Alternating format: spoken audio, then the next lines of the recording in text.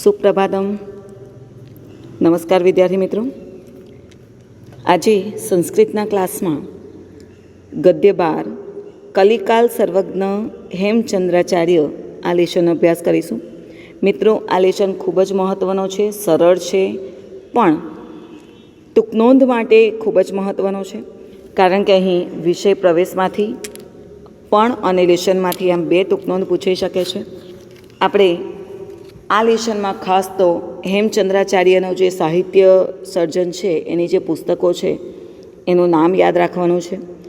અનુવાદ માટે પણ ખાસ મહત્ત્વનું છે.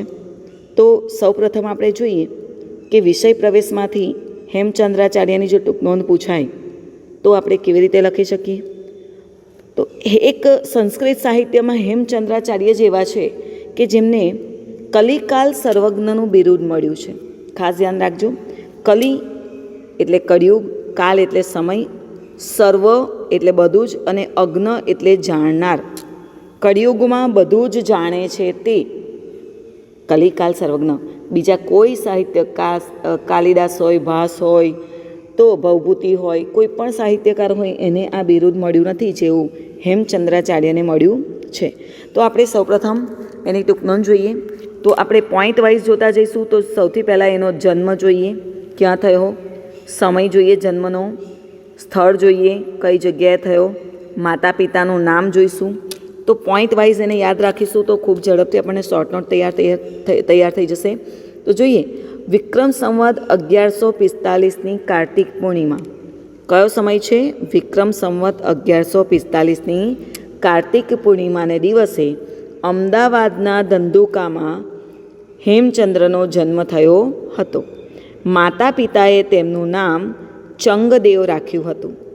ચંગદેવ જ્યારે 8 વર્ષના થયા ત્યારે ખંભાત મુકામે દેવચંદ્ર સુરી મહારાજ પાસે તેમણે દીક્ષા લીધી. કેટલા વર્ષે દીક્ષા લીધી? 8 વર્ષે. કોણે લીધી? ચંગદેવે. કોની પાસે? દેવચંદ્ર સુરી મહારાજ પાસે. અને દીક્ષા લીધા પછી તેઓ સોમચંદ્રના નામે ઓળખાતા થયા, જાણીતા બન્યા.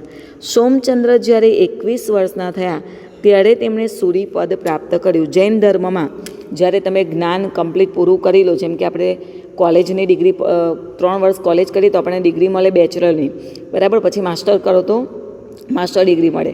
તો એવી રીતે જ્યારે તમારું એજ્યુકેશન પૂરું થાય ત્યારે સુરીપદ એક પોસ્ટ કહેવાય છે ને, અને એમના નામ આગળ પછી સુરી લાગે. જેમ કે કોઈ વ્યક્તિ પીએચડી કરે છે, બરાબર, કોઈ પણ ફિલ્ડમાં પીએચડી કરે તો એમના નામ આગળ ડૉક્ટર લાગી જાય. તો એવું જ અહીંયા સંપૂર્ણ જ્ઞાન જ્યારે મેળવો ત્યારે સૂરીપદ પ્રાપ્ત થાય અને એમના નામ સાથે સૂરીપદ મળે. તો સોમચંદ્ર સૂરીપદ પ્રાપ્ત કર્યા પછી હેમચંદ્ર સૂરી નામે જાણીતા થયા. તો યાદ રાખજો, સૌપ્રથમ શું નામ હતું? માતા પિતાએ રાખેલું ચંગદેવ. દીક્ષા લીધા પછી શું નામ પડ્યું? સોમચંદ્ર. અને સૂરીપદ પ્રાપ્ત કર્યા પછી હેમચંદ્ર.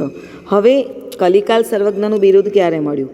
તો એમણે એ સમયમાં બધી જ વિદ્યા શાખાઓનો અભ્યાસ કર્યો. બધી જ વિદ્યા શાખાઓ એટલે કે જેટલી પણ એજ્યુકેશનની લાઈનો હતી, અભ્યાસ કર્યો એટલું નહીં, પણ એમાં નિપુણતા પણ પ્રાપ્ત કરી. અત્યારે જોઈએ કે તમે 7 સબ્જેક્ટ ભણો છો તો 7 સબ્જેક્ટમાં તમે 100% માર્ક્સ લાવો એવું જરૂરી હોતું નથી. કે દરેક ટીચરને 7 સબ્જેક્ટમાં કે દરેક વિદ્યાર્થીઓને 7 સબ્જેક્ટમાં નિપુણતા હોય એવું હોતું નથી. પણ હેમચંદ્રાચાર્યએ એ સમયમાં જેટલી પણ લાઈનો હતી અભ્યાસની, જેટલા પણ ક્ષેત્રો હતા એ બધાનો જ અભ્યાસ કર્યો અને એમાં નિપુણતા પ્રાપ્ત કરી. અને એટલું જ નહીં, એ દરેક લાઈન, દરેક વિષયની, દરેક વિદ્યા શાખાઓમાં પોતાની કૃતિઓ પણ એમણે રચી. અને જ્ઞાનની આ વિશાળ સમૃદ્ધિને કારણે, ખાસ લખવાનું છે, જ્ઞાનની વિશાળ સમૃદ્ધિને કારણે તેમને કલિકાલ સર્વજ્ઞનું બિરુદ પ્રાપ્ત થયું હતું. તો જે આપણો પહેલો પેરેગ્રાફ છે એ હેમચંદ્રાચાર્ય પૂછાય ત્યારે એમના જીવનનું બધું જે લખવાનું છે આમાંથી લખાશે. ત્યાર પછી આપણે જોઈએ કે કયા સમયમાં થઈ ગયા. તો સિદ્ધરાજ જયસિંહના સમયમાં તેઓ થઈ ગયા. સિદ્ધરાજ જયસિંહે રાજા ભુજ પર જે વિજય પ્રાપ્ત કર્યો અને ત્યાંથી ખૂબ જ ધન મેળવ્યું.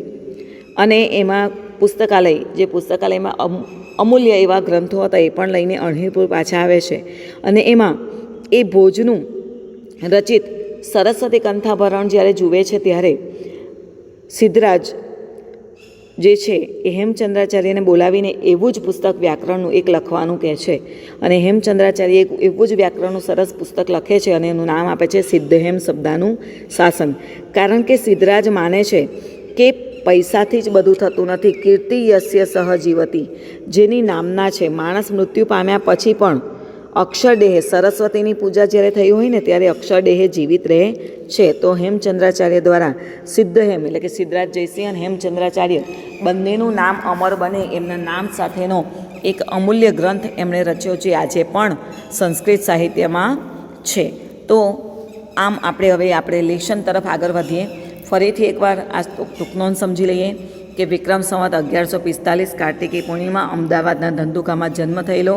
ચંગદેવ એમનું નામ રાખેલું. 8 વર્ષની ઉંમરે દેવચંદ્ર સૂરી મહારાજ પાસે ખંભાત દીક્ષા લીધી અને નામ પડ્યું સોમચંદ્ર. અને 21 વર્ષે સૂરીપદ પ્રાપ્ત કર્યું. ત્યાર પછી હેમચંદ્ર સૂરી નામ પડ્યું. એ સમયની બધી જ વિદ્યાશાખાઓમાં એમણે નિપુણતા હાંસલ કરી અને એને કારણે કલિકાલ સર્વજ્ઞનું બિરુદ પણ પ્રાપ્ત થયું. તો હવે આપણે લેશન તરફ આગળ વધીશું. વિક્રમસ્ય દ્વાદશ્યામ શતાબ્દ્યામ સિદ્ધરાજ જયસિંહ માલવ વિજયમ કૃતવાન. હવે જ્યારે આપણે કૃદંતનો અભ્યાસ કર્યો હતો ત્યારે મેં આપને કીધું હતું કે કર્તરીભૂત કૃદંતની રચના ચેપ્ટર નંબર 5 અને ચેપ્ટર નંબર 12માં છે. એટલે 5 અને 12માં કર્તરીભૂત કૃદંતની તવત પ્રત્યય છે. કૃતવાન, કૃતવતી. આપણે ગુણવતી કન્યામાં પ્રક્ષાલિતવતી, ક્ષિપ્તવતી એવું ભણ્યા હતા, કારણ કે સ્ત્રીલિંગ શબ્દ હતો.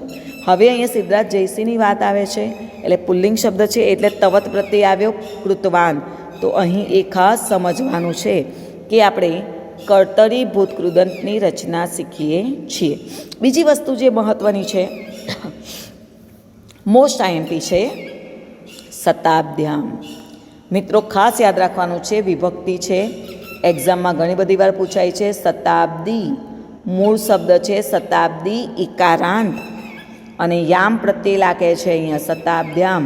તો ઇકારાંત શબ્દ સ્ત્રીલિંગ છે એટલે શાલા શબ્દમાં જે આપણે યામ પ્રત્યય લાગ્યો એ જ યામ પ્રત્યય છે એટલે સપ્તમી વિભક્તિ એક વચન. ખાસ સમજીશું. મોસ્ટ આઈએમપી છે. શતાબ્દ્યામ હોય. વિદ્યાર્થી મિત્રો ખૂબ જ ભૂલ કરે છે અહીંયા.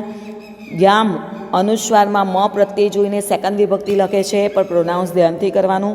શતાબ્દ્યામ મૂળરૂપ છે શતાબ્દી એટલે યામ પ્રત્યય લાગે છે. સપ્તમી વિભક્તિ એક વચન. સંખ્યાવાળી ખાલી જગ્યામાં પૂછાય દ્વાદશ્યામ શતાબ્દ્યામ તો ધ્યામ પ્રત્યય છે એટલે દ્વાદશ શબ્દને યામ પ્રત્યય લાગે. વિક્રમસ્ય ષષ્ઠી વિભક્તિ લાગે છે. વિક્રમની 12મી સદીમાં સિદ્ધરાજ જયસિંહે માળવા પર વિજય પ્રાપ્ત કર્યો. વિજયાંતરમ એટલે કે વિજય પ્રાપ્ત કર્યા પછી જયસિંહ નૃપતેહે આ પણ આપણે સમજી લઈએ. નૃપતિ કયો કારાંત છે? ઈકારાંત છે. એટલે ઈકારાંતમાં એકમાત્રની વિસર્ગ હોય તો એ પંચમી ષષ્ઠી વિભક્તિ એક વચનનું રૂપ બને છે. તો એ પણ મોસ્ટ આઈએમપી છે. યશોવર્મણ સર્વમ ધનમ ગૃહિત્વા સંબંધકભૂત કૃદંત છે. અણહિરપુરમ પ્રત્યાગતવાન એ પાછા ફર્યા. સિદ્ધરાજ ક્યાં પાછા ફરે છે? અણહિલપુર, જેને આપણે અત્યારે પાટણ કહીએ છીએ. વિજય પ્રાપ્ત કર્યા પછી જયસિંહ એટલે કે રાજા જયસિંહ યશોવર્મન એટલે કે જે માળવાનો રાજા હતો એ સમયે યશોવર્મન એનું બધું જ ધન લઈને અણહિલપુર પાછા ફર્યા. ધનેન સહ આપણે ઉપદ વિભક્તિ શીખ્યા છે તો સહ પ્રત્યે અવ્યય આવ્યો છે તેની સાથે ધન શબ્દને કઈ વિભક્તિ લાગી? તૃતીયા. તત્રત્યઃ ત્યાં રહેલો ગ્રંથાગારો અપી સંધિ છે ગ્રંથાગારઃ પ્લસ અપી અવગ્રહ આવ્યું. તસ્ય હસ્તગતો જાતઃ ધનની સાથે ત્યાં રહેલું પુસ્તકાલય પણ તેમણે હસ્તગત કર્યો. અસ્મિને ગ્રંથાગારે સપ્તમી વિભક્તિ સ્થાન દર્શાવ્યું. આ પુસ્તકાલયમાં બહવો અનુપમાહા સંધિ છે જુઓ બહવહ પ્લસ અનુપમાહા ગ્રંથા આસન ભૂતકાળનું રૂપ છે આસન એટલે હતા. આ પુસ્તકાલયમાં ઘણા બધા અદ્ભુત અનુપમ ગ્રંથો હતા. તેષુ ભોજેન વિરચિતમ સરસ્વતી કંથાભરણ નામના પ્રસિદ્ધમ ભોજ વ્યાકરણમ અપી એકતમાસિત. તેમાં ભોજ દ્વારા રચવામાં આવેલું ભોજેન તૃતીય વિભક્તિ. આ ખાસ યાદ રાખવાનું કે ભોજે રચેલ પુસ્તકનું નામ શું છે? સરસ્વતી કંથાભરણ. એક વાક્યના પ્રશ્નમાં ખાસ પૂછાય છે સંસ્કૃતમાં. પ્રસિદ્ધ ભોજ વ્યાકરણ પણ એક હતું કેમાં જે સિદ્ધરાજ બધા પુસ્તકાલયનો જે ગ્રંથો લઈ આવ્યો એમાં ભોજ દ્વારા રચવામાં આવેલું સરસ્વતી કંથાભરણ એક અદ્ભુત પુસ્તક હતું. એકદા સિદ્ધરાજ વિચાર પથમ આરુધ. એક દિવસ સિદ્ધરાજ વિચારે ચડ્યો. આ જે પેરેગ્રાફ છે અનુવાદ માટે મોસ્ટ આઈએમપી છે. સહ અચિંતયત એને ભૂતકાળનું અહીંયા રૂપ છે. તેણે વિચાર્યું માલવ વિજયન અહમ ધનસ્ય સ્વામિત્વમ પ્રાપ્તવાન. માળવાના વિજયથી હું ધનનો માલિક બન્યો, મેં ખૂબ ધન પ્રાપ્ત કર્યું. તસ્ય ગ્રંથાગાર અપી મયા પ્રાપ્ત. તેનો ગ્રંથાગાર એટલે પુસ્તકાલય પણ મેં પ્રાપ્ત કર્યું. પરંતુ ભોજ વ્યાકરણ ભોજસ્ય યાદૃશી કીર્તિ વર્તતે.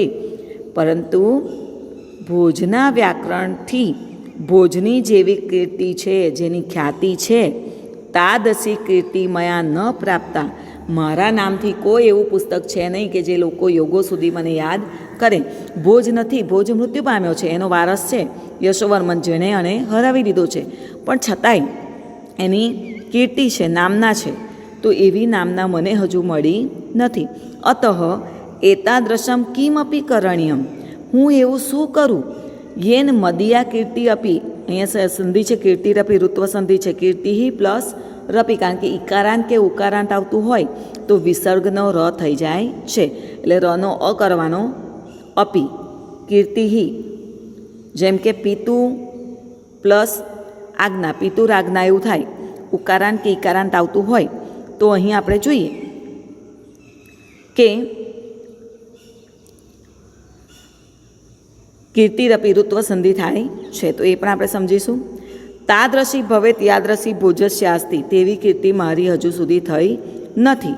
નેક્સ્ટ, એવમ વિચાર્ય. આમ વિચારીને સ જૈન મુનિ આચાર્ય હેમચંદ્ર પ્રાપ્તવાન નિવેદિતવાન. અહીં શું છે? કર્તરીભૂત કૃદંતની રચના છે, ખાસ ધ્યાન રાખવાનું છે. આમ વિચારીને તેમણે જૈન મુનિ આચાર્ય હેમચંદ્રને બોલાવ્યા અને જણાવ્યું. અહીં આચાર્ય વડ્યા સંબોધન વિભક્તિ છે, બહુવચન પણ છે. પ્રથમા, હે આચાર્ય, ભવંતો ભોજ વ્યાકરણ સદૃશમ એકમ વ્યાકરણમ વિરચયંતુ. આજ્ઞાર્થ અન્ય પુરુષ બહુવચન છે. યેન ભવતા મમ ચ અમરા કીર્તિ ભવેત. ભવેત વિંધ્યર્થનો કાળ છે, અન્ય પુરુષ એક વચન. એમણે કીધું કે તમે ભોજના વ્યાકરણ જેવું વ્યાકરણ રચો, જેનાથી મારી અને તમારી કીર્તિ અમર બને. સિદ્ધરાજસ્ય જયસિંહસ્ય નિવેદનેન પ્રેરિતા હેમચંદ્રાચાર્ય એકમ અપૂર્વમ વ્યાકરણ ગ્રંથમ રચિતવંત. બહુવચનનું રૂપ છે, તો અહીં રચિતવંત આવ્યું, રચિતવાન નથી. રચિતવાન હોય તો એક વચન હોય, રચિતવંત હોય એટલે બહુવચન છે. સિદ્ધરાજ જયસિંહના નિવેદનથી પ્રેરાઈને હેમચંદ્રાચાર્યએ એક અદ્ભુત વ્યાકરણ ગ્રંથ રચ્યો. સહ સિદ્ધહેમ વ્યાકરણમ ઇતિ નામના પ્રસિદ્ધ અસ્તિ. તે કયા નામથી પ્રસિદ્ધ છે? સિદ્ધહેમ વ્યાકરણમ, કારણ કે હજુ પણ એ પુસ્તક છે એટલે વર્તમાનકાળ વાક્યરચના આવી. તે સિદ્ધહેમ વ્યાકરણના નામથી પ્રસિદ્ધ છે. અસ્મિન અષ્ટો અધ્યાય સંધિ. આ વાક્ય મોસ્ટ એમપી છે, અનુવાદમાં પણ પૂછાશે. આમાં 8 અધ્યાય છે. કઈ પુસ્તકમાં? સિદ્ધહેમ શબ્દાનું શાસન અથવા સિદ્ધહેમ વ્યાકરણ, એમાં 8 અધ્યાય છે. 8 અધ્યાયમાં આપણે જોઈશું. તેશું પ્રારંભિકેશુ સત્સુ, એટલે કે એના શરૂઆતના 6 અધ્યાયમાં સંસ્કૃત ભાષાનું વ્યાકરણ અને અંતિમ ધ્યેયો પ્રાકૃત ભાષાનું વ્યાકરણમ અપી અસ્તિ. છેલ્લામાં પ્રાકૃત ભાષાનું વ્યાકરણ છે અને શરૂઆતના 6માં સંસ્કૃત ભાષાનું વ્યાકરણ પણ છે. તો આ ખાસ તમારે ધ્યાન રાખવાનું છે, કારણ કે હેમચંદ્રાચાર્યનું સાહિત્ય સર્જન જ્યારે પૂછાય ત્યારે તમારે પહેલાં એનો વિષય પ્રવેશમાં લખવું પડશે કે સિદ્ધરાજ જયસિંહના કહેવાથી હેમચંદ્રાચાર્યએ ભોજના જેવું જ એક વ્યાકરણની રચના કરવાનું વિચાર્યું, જેમાં સિદ્ધહેમ વ્યાકરણ નામનો ગ્રંથ રચ્યો, જે 8 અધ્યાયનો છે, જેમાં શરૂઆતના 6 અધ્યાયમાં સંસ્કૃત ભાષાનું વ્યાકરણ અને છેલ્લા 2 અધ્યાયમાં પ્રાકૃત ભાષાનું વ્યાકરણ પણ છે. એ સિવાય બીજું પણ સાહિત્ય સર્જન છે, ઘણું બધું છે, પણ આપણે એટલું બધું નથી, જેટલું આપેલું છે એટલું જ આપણે ભણીશું. હેમચંદ્રાચાર્ય લક્ષ શ્લોક પરિમિતમ સાહિત્યમ વિરચિતમ અસ્તિ. હેમચંદ્રાચાર્યએ 1,00,000 શ્લોક પરિમિતમ 1,00,000 શ્લોક જેટલું સાહિત્ય રચ્યું છે. અસ્મિન સાહિત્યે, આ સાહિત્યમાં અભિધાન ચિંતામણી ઇતિ નામક કોશ ગ્રંથ. કોશ ગ્રંથ એટલે શબ્દકોશ, જેને આપણે ડિક્શનરી કહીએ છીએ. શબ્દકોશ શું છે? અભિધાન ચિંતામણી. અલગ અલગ છે, એને ખાસ યાદ રાખવાનું છે. અભિધાન ચિંતામણી. ચાલુક્ય વંશોત્કીર્તનમ, કારણ કે જે સિદ્ધરાજ જયસિંહ છે એ કયો વંશનો હતો? ચાલુક્ય વંશનો હતો. ઇતિ નામક સંસ્કૃત પ્રાકૃત ભાષા નિબદ્ધ દ્વયાશયમ મહાકાવ્ય, એટલે કે ચાલુક્ય વંશોત્કીર્તનમ એ શું છે? મહાકાવ્ય છે. અભિધાન ચિંતામણી શું છે? શબ્દકોશ છે. કાવ્યાનુશાસનમ ઇતિ અલંકાર શાસ્ત્રીય ગ્રંથ છંદોનું શાસનમ ચ ઇત્યાદિનમ બહુનામ ગ્રંથાનામ સમાવેશો ભવતી, એટલે કે કાવ્યાનુશાસનમ અને છંદોનું શાસન એ શું છે? અલંકાર શાસ્ત્રીય ગ્રંથ છે. આમ ઘણા બધા ગ્રંથોનો સમાવેશ થાય છે. ગુર્જર પ્રદેશે લબ્ધજની અયહમ બહુવ્રીહી સમાસ છે, જન્મ લીધેલો છે જેને તે હેમચંદ્રાચાર્ય ન કેવલમ ગુર્જર પ્રાંતે અપી, ફક્ત ગુજરાત પ્રાંતમાં નહીં, અપિતુ સમગ્રે અપી સંસ્કૃત સાહિત્ય આકાશે, સંસ્કૃત સાહિત્યરૂપી આકાશમાં સૂર્યવ્રત પ્રકાશતે. હવે સંસ્કૃત સાહિત્યને આકાશની ઉપમા આપેલી છે અને આકાશમાં સૂર્ય કેટલા છે? એક જ છે. એટલે હેમચંદ્રાચાર્ય એ સૂર્ય જેવો છે કે જેને આટલું બધું સાહિત્યનું સર્જન કર્યું છે. એટલે આપણે ધન્ય છે કે આપણા ગુજરાત પ્રદેશમાં જેણે જન્મ લીધો એવા હેમચંદ્રાચાર્ય ફક્ત ગુજરાતમાં જ નહીં પરંતુ સમગ્ર સંસ્કૃત સાહિત્ય રૂપી આકાશમાં સૂર્યની જેમ પ્રકાશે છે, કારણ કે એમણે 1 લાખ જેટલું સાહિત્ય સર્જન કર્યું છે. તો સંસ્કૃતનું સાહિત્ય સર્જન જ્યારે હેમચંદ્રાચાર્યનું પૂછાય ત્યારે સૌ પ્રથમ તમારે શું લખવાનું આવે? સિદ્ધહેમ શબ્દાનુશાસનમ કાવ્ય વ્યાકરણ ગ્રંથ છે. સિદ્ધહેમ શબ્દાનુશાસન જે વ્યાકરણ ગ્રંથ છે. ત્યાર પછી અભિધાન ચિંતામણી એ શબ્દકોશ છે. ચાલુક્ય વંશોત્કીર્તનમ એ મહાકાવ્ય છે અને કાવ્યાનુશાસનમ અને છંદોનું શાસનમ એ અલંકાર શાસ્ત્રીય ગ્રંથ છે. અને આપણે પુસ્તકોને નામ યાદ રાખીશું. તો આમાંથી મોસ્ટ આઈએમપી 2 ટૂંક નોંધ છે, સાહિત્ય સર્જન અને હેમચંદ્રાચાર્ય. તો હેમચંદ્રાચાર્યનો આપણે વિષય પ્રવેશમાંથી પણ લખી શકીએ છીએ. અસ્તુ.